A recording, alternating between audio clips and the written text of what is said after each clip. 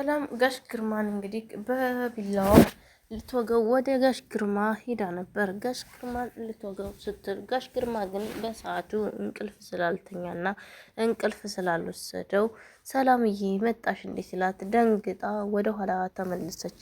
እሷ እንቅልፍ ወስዶታል ወይም ስገባ አያየኝም ብላ ልትወጋውና ልታጠቃው ፈልጋ ነበር፣ ግን አላጠቃችውም። ጋሽ ግርማ ተርፏል። ጋሽ ግርማ እንግዲህ ዛሬ ከሰላም ጋር አሸሸ ገዳዬ ስላድራለሁ ብሎ ያሰበው ጋሽ ግርማ ሳይሳካለትና ነገሮች ሳይመቻቹ ስለቀሩ በጣም አዝኖ ተከፍቶ ይገኛል። ጋሽ ግርማ አሁን ላይ ምን እንደሚያደርግም ባያውቀውም ግን የሰራው ስራ ስህተት እንደሆነ እየተሰማው ነው። አንተ እንዴት እኔን ፈልገህ ከኔ ጋር ማደር ትፈልጋለህ? እኔ ሰላም ልጅክ አይሆንም እንዴ?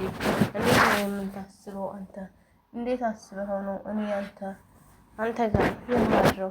አይ ጋሽ ግርማ በጣም አዘንኩብህ፣ በጣም አከብርህና እወድህ የነበረ አባቴ ነበርክ። ዛሬ ላይ ግን እንደዚህ አይነት ነገር ስትመኝ ሜሮንም ላንተ አሳልፋ ልትሸጥ ስትል እኔ ገና አንድ ፍሬ ልጅ እና ሰርቼ ያልጠገብኩ ልጅ ነኝ። አንተ ሰርተህ ልጆች ወልደህ የኖርክ ሰው እንዴት ነው ትፈልገኛለህ? ብላ ይህን ነገር ተናግራው እንደ አባትና እንደ ልጅ እንድታይኝ ይፈልጋለሁ ብላ ወጣች። እንግዲህ ጋሽ ግርማም እንዲህ አላት፣ እኔ በፍጹም ይሄንን ማድረግ አልችልም። እኔ አገባሃለሁ አላልሽኝም? ለዚህ እኮ ነው ጆሲን የተውኩት እንጂ ጆሲን አሁንም አልለቀውም፣ በቃ እገለዋለሁ አላት። ጆሲ ምንም ጥፋት የለውም፣ ምንም ስላላጠፋ እባክህን ተው። ጆሲ እንድታጠፋውና እንድትገለው የምትፈልጉት ሜሮን ናት።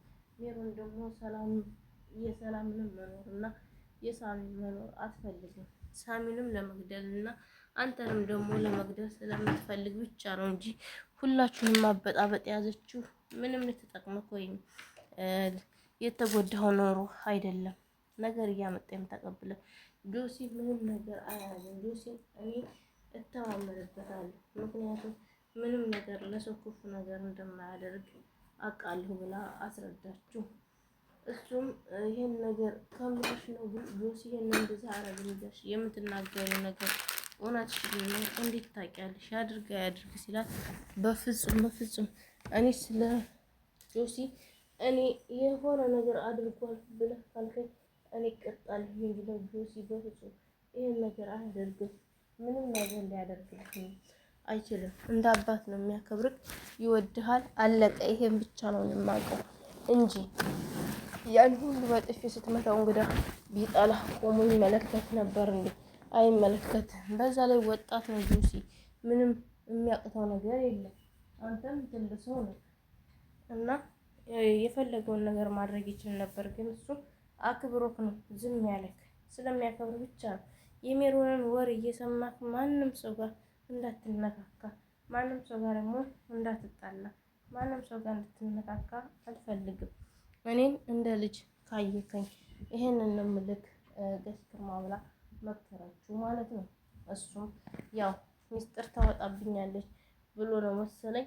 እሺ ሰላምዬ በቃ ችግር የለውም ከዚህ በኋላ ልጅ ነሽ፣ በልጅነታችን ተስማምተናል ብሎ እሷንም ይሸኛታል ማለት ነው።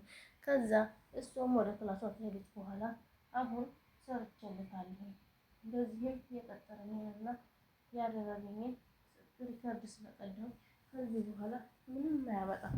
ጋሽ ግርማ በቃ ወላ ለጆሲም ሆነ ለኔም ስጋት አይሆንም። ጋሽ ግርማ ከዚህ በኋላ አሳምኘዋለሁ። ሜሮን የስራሽን ተወጪ፣ እኔ ግን የስራዬን ተወጥቻለሁ እያለች ታወራለች ማለት ነው።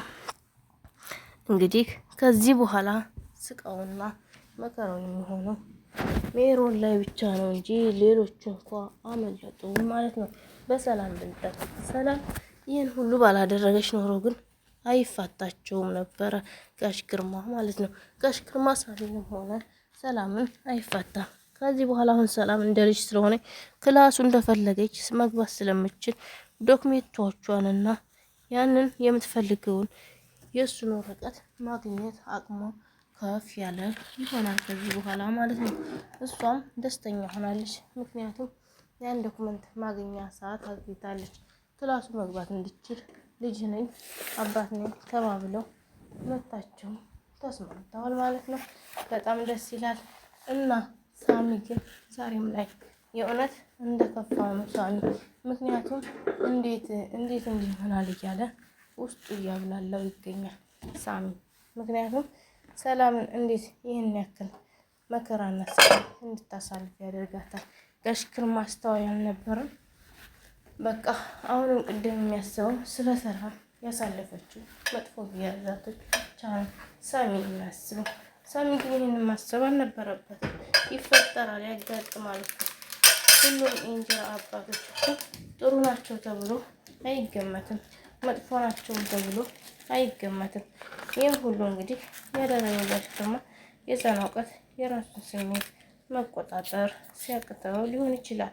ውድ አገሬ ልጆች ቪዲዮውን ላይክ እና ሰብስክራይብ እያደረጋችሁ ስወዳችሁ እያበረታታችሁ ሀባይ ወዳችኋለሁ፣ አከብራችኋለሁ። እንግዲህ ሀሴት ድራማ ይህን ይመስላል። እስኪ እናንተስ ከዚህ ቪዲዮ ምን ተማራችሁ? ምን አይነትስ እውቀት አፈራችሁበት? ወይስ ምንስ አገኛችሁበት? እስኪ ንገሩ። ድራማው የሀሴት ድራማ በጣም አስተማሪና ልብ አንጠልጥል ድራማ ነው። እናንተስ ጋር እንዴት ሆኖ ይታያችሁ?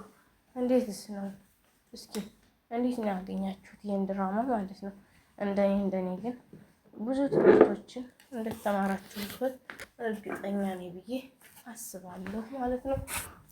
ውድ ሀገሬ ልጆች እንግዲህ ይህን ቪዲዮ ስላቀረብኩላችሁ ተመችቷችሁ ቪዲዮ የተመቻችሁ እንግዲህ ላይክ እና ሼር ሰብስክራይብ እያደረጋችሁ በቀጣይ ቪዲዮ ደግሞ እስከምንገናኝ ሰላም ሁኑ። ወዳችኋለሁ፣ አከብራችኋለሁ። ባይ ባይ ቤተሰቦቼ። ምችት ልልት ይበላችሁ። ባይ ሀባይ። ቀጣይ ላይ ደግሞ በሌላ ድራማ እንመጣለን። ግን ከሀሴት ድራማ የተማራችሁትን አንዳንድ ትምህርቶች እንድትጠቅሱልኝ እፈልጋለሁ ማለት ነው ሀባይ። ባይ